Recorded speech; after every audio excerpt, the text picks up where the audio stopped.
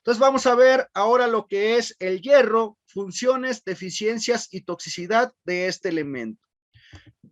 Con respecto a las generalidades, tenemos que el contenido de hierro en una planta va a variar de 25 a 250 partes por millón de la materia seca.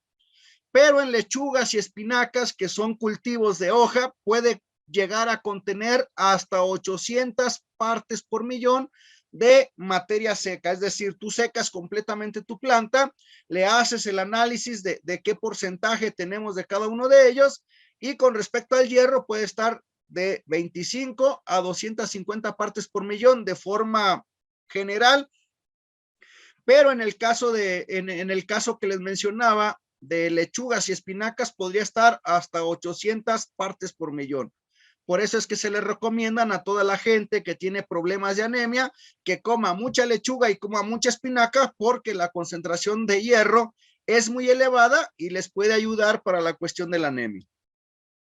¿Cómo se absorbe el hierro? Puede ser como tal, como elemento con carga de 2, con elemento de carga de 3, pero es de menor importancia. La mayoría del hierro se va a absorber si el pH es adecuado en forma de hierro con carga de 2 o en formas de quelatos, como estábamos hablando anteriormente.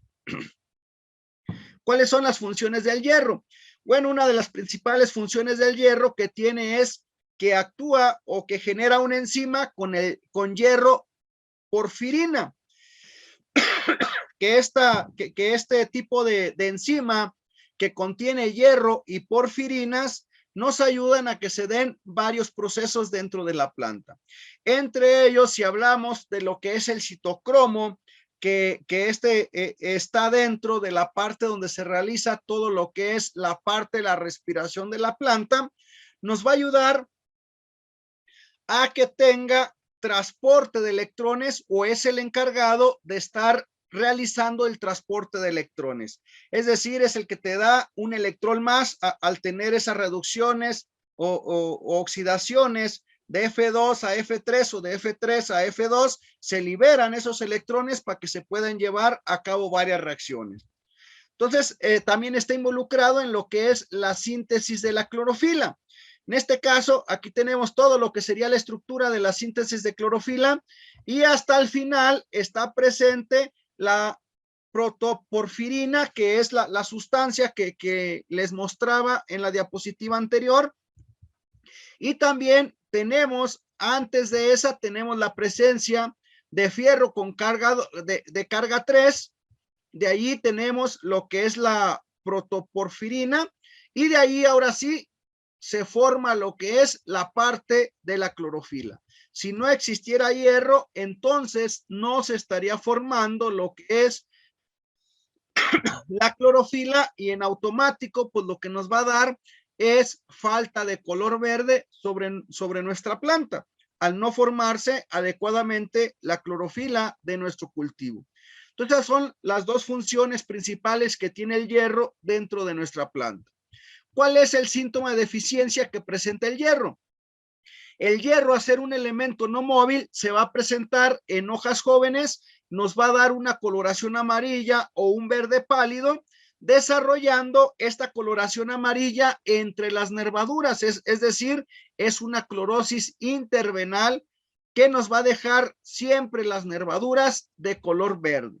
Los síntomas se pueden confundir con lo que es un problema por falta de oxigenación. Puede ser falta de oxigenación en la raíz, en el sustrato por alto contenido de agua, o puede ser también causado por una mala recirculación en los sistemas NFT, NGS, o en sistemas en balsa donde no realices adecuadamente la oxigenación de la solución nutritiva. Entonces, la falta de oxígeno en la raíz indirectamente nos puede provocar lo que es una deficiencia de hierro. Entonces, aquí vemos en las primeras dos fotografías cómo se miraría en una planta de jitomate o tomate ya adulta, y del lado derecho tenemos una planta que ha sido inundada o está regada en exceso con problemas de asfixia radicular, que nos está manifestando el mismo síntoma de deficiencia de hierro. Aquí vemos cómo está la parte de la clorosis en lo que sería pimientos o chiles. Acá tenemos otra vez lo que sería un problema con lo que sería jitomates o tomates. Aquí podemos observar cómo se va viendo el degradado, las hojas más jóvenes, más amarillas, y de ahí hacia abajo se va perdiendo la coloración amarilla. Entonces, ahí hay que tener cuidado que siempre inicia en la parte de arriba y toda la hoja va tornando esa coloración amarilla al mismo tiempo. Así es como se ven cereales. Igual podemos observar que en la parte de las hojas más jóvenes es donde tenemos la clorosis más fuerte. Aquí vemos que la más joven está completamente ya amarilla, solo se ve casi de color verde la vena principal. Y aquí tenemos igual cómo se va viendo ese tipo de clorosis intervenal iniciando en las hojas más jóvenes.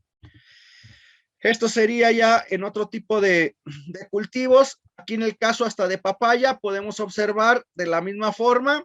El daño más fuerte lo tenemos en las hojas más jóvenes. En la cuestión de frutales o de rosales, en las plantas ornamentales, siempre el daño lo vamos a tener en las puntas de las ramas, que es el crecimiento más joven que tendríamos, y todas las ramas deberían de estar presentando la misma sintomatología. Tenemos en lo que es del lado del lado izquierdo, tenemos lo que es una coloración normal de una hoja de pepino o de cualquier cucurbitácea, y en la parte de abajo tenemos cómo sería la clorosis causada por deficiencia de hierro, siempre y cuando esté en hojas jóvenes. En lo que sería lechuga, miraríamos también la clorosis o la coloración amarilla en las hojas más jóvenes, y las hojas más viejas pues las tendríamos de un color verde normal o sin tener ningún problema. Cuando hablábamos de la parte de arándano, aquí tenemos diferentes niveles o grados de daño que podemos tener. Sin embargo, podemos observar en todos que el síntoma de deficiencia inicia en las puntas o en las hojas más jóvenes, y de ahí se va yendo hacia las partes más viejas de nuestro cultivo. Y en fresa, pues aquí tenemos cómo se estaría mostrando. Todos es el mismo síntoma, clorosis intervenal, iniciando en las hojas más jóvenes. Entonces les mencionaba que es necesario conocer cómo es el crecimiento de nuestro cultivo. Por ejemplo, aquí vemos la hoja más joven, tiene una coloración amarilla o una hoja más amarilla. La hoja que sigue tiene una coloración menos amarilla, la que sigue está menos amarilla, y entre más se retira, la coloración llega a un color verde normal. Entonces, en este caso tenemos que tener cuidado, porque en muchas ocasiones el productor dice: la punta de mi planta se ve media amarilla, ya apliqué por ahí, aplicó un foliar o aplicó algo que no tiene nada que ver con el elemento que está manifestando la clorosis en las partes jóvenes, y dice el productor: está un poco amarilla mi planta, pero pues va creciendo y ya las hojitas, conforme va creciendo, se le quita la coloración amarilla y se ve un poco verde. Bueno, eso solamente es en síntomas en los cuales la deficiencia es muy poca, y pues conforme va creciendo la planta, solo se mantiene la parte más joven manifestando la clorosis. Pero si llegara a incrementar esa deficiencia, posiblemente por un mal manejo de riego, como les mencionaba, ahí sí vamos a tener problemas graves.